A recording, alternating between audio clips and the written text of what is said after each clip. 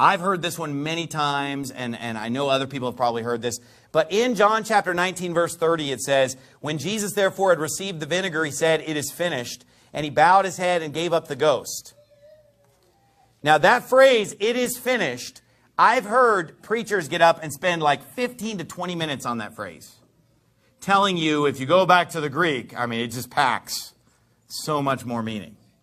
Now here's the thing. This word in Greek just means it's finished. It's done.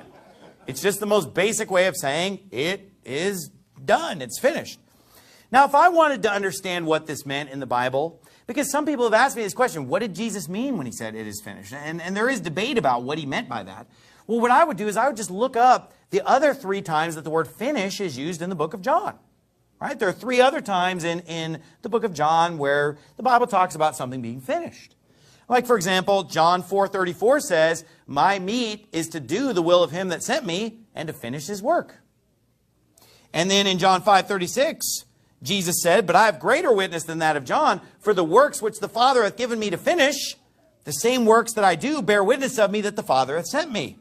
John 17:4, I have glorified thee on the earth, I have finished the work which thou gavest me to do.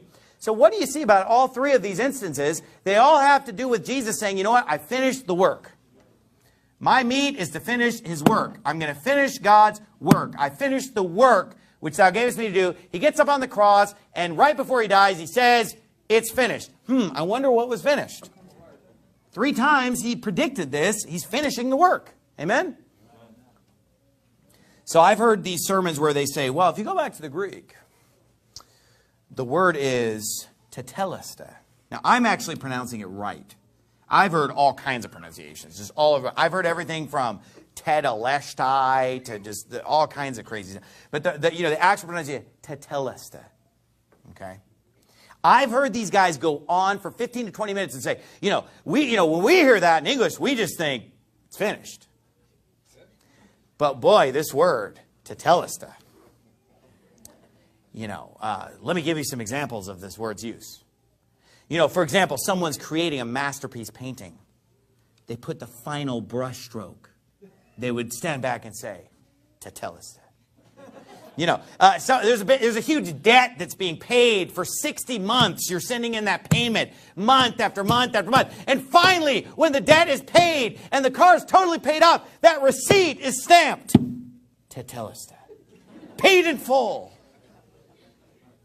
And I mean, they just went on and on with all these wild examples of just all the different ways. A servant goes and he works his 6 years. And when the 6 years of labor are over, his boss just looks at him and says, tetelestai, And they just make this huge deal. So basically, like when a Greek person hears this word, it's finished. When they hear tetelestai, it's just like all of a sudden their brain's just like downloading all these images. It's like a painting's being finished. A realtor sells a house. They sign a contract. Someone's getting married. A baby's being born. Folks, it just means that it's finished.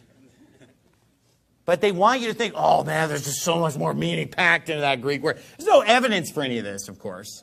Basically, they just make a list of things that could be finished. Someone gets a haircut and the last hair is snipped. Tetelestai. Someone eats a cheeseburger and they put the last bite in their mouth. Tetelestai.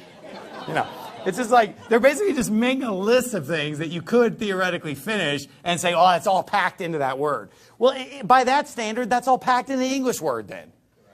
Anything that you could ever finish in your whole life. You graduate from college and walk across with your cap and gown. Tetelestai!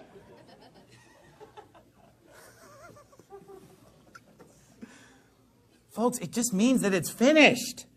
When whatever word, horse, cow, run, walk, eat, drink, it means this. Folks, it's just a language. But they want you to think it's some weird, mystical kind of, esoteric meaning there. Go to 1 Corinthians 14. It's totally unnecessary to go back to the Greek when you have an excellent English translation in the King James Bible. It's finished. Tetelestai, right? It's done. Oh, we got to translate the Bible into English. It already happened. In 1611, it's done. It's finished. Now we need to be rereading instead of rewriting the Bible. Let's reread the Bible. Amen?